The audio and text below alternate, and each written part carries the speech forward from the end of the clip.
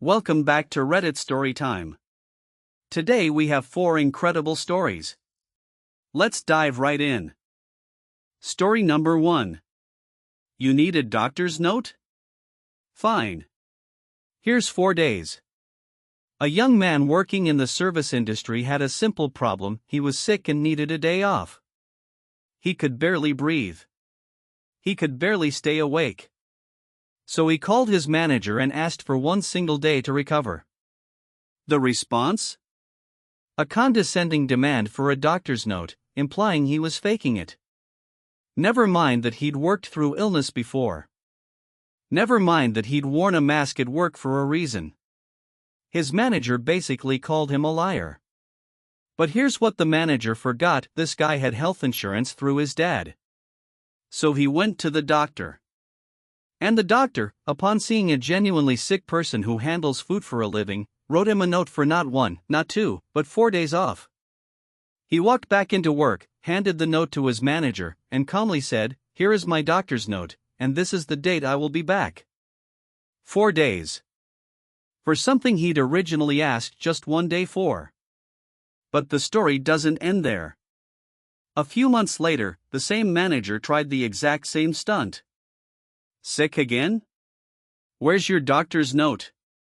So he went back to the doctor, got an even longer note this time, and specifically asked the doctor to add a note about when he would stop being infectious around the food they were serving people. That detail was a weapon. It highlighted that the manager had been pressuring a sick employee to handle food. After that, he was never asked for a doctor's note again. The manager learned a valuable lesson: when someone asks for 1 day off because they're sick, just give them the day. Story number 2. Emergency clothing denied? Enjoy the 120-pound laundry bill. An employee was working away from home, staying in a hotel during the week and only going home on weekends. Standard setup. But then his boss called and said he needed to work the upcoming weekend too.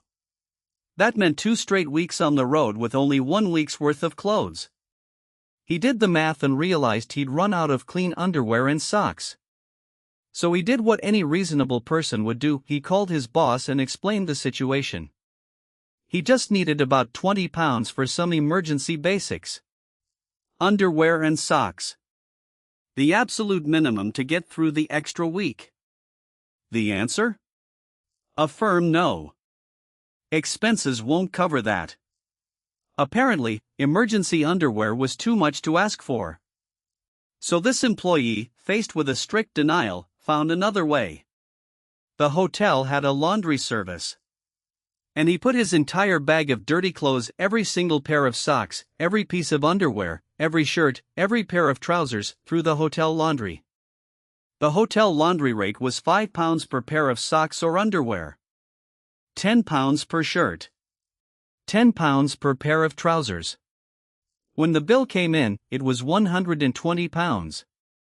6 times what he'd originally asked for.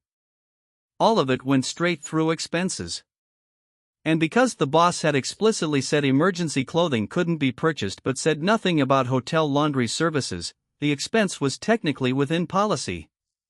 The company paid every penny. Sometimes the cheapest option is just saying yes. Story number 3. Phones banned? Okay, I can't help you then.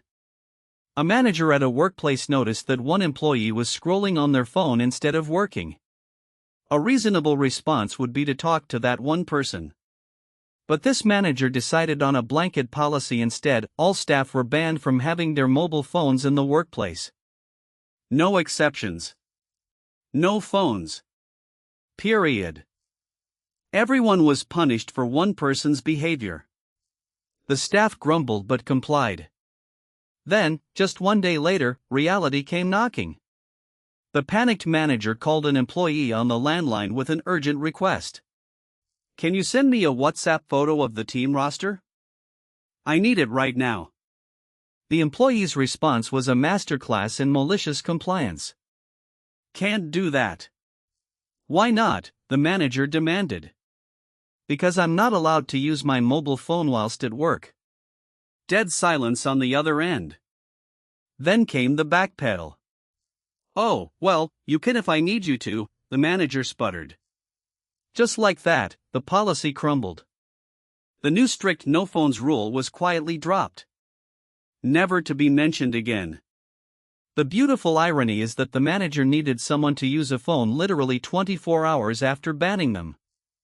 And the employee, by simply following the rule exactly as written, exposed how pointless and counterproductive the blanket ban was in the first place. This is malicious compliance at its finest. You made a rule, I'm following it, and now you're suffering the consequences of your own bad decision. Story number 4. Punished for being too good at my job. This is the story of an employee who was simply too good at his job and got punished for it. He worked as a customer operations specialist at an auto parts company. He was cross-trained across multiple departments and consistently hit metrics that nobody else could touch. The company required 200 calls and 2,400 points per week to earn a bonus.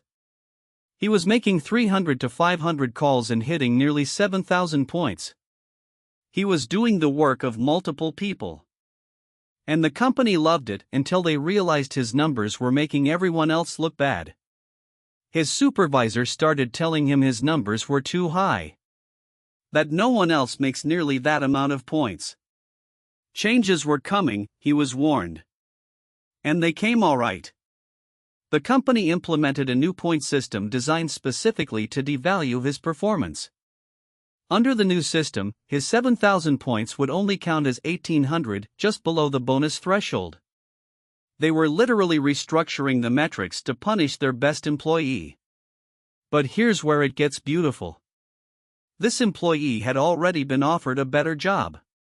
He was about to give his 2 weeks' notice anyway.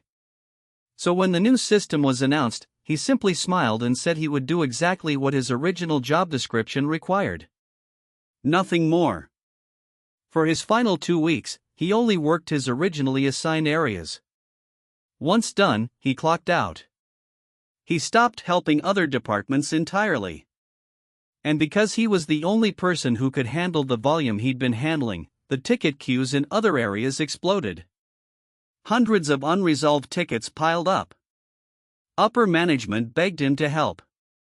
He simply pointed to the policy and said, "Unless you can pay me more than my new employer, I will only do what I am paid to do." 6 months later, a former coworker told him they still hadn't found anyone who could match his output. The company saved a few dollars on a bonus and lost the hardest worker they'd ever had. That's all for today. If you enjoyed these stories, hit that subscribe button and ring the bell for more. See you next time.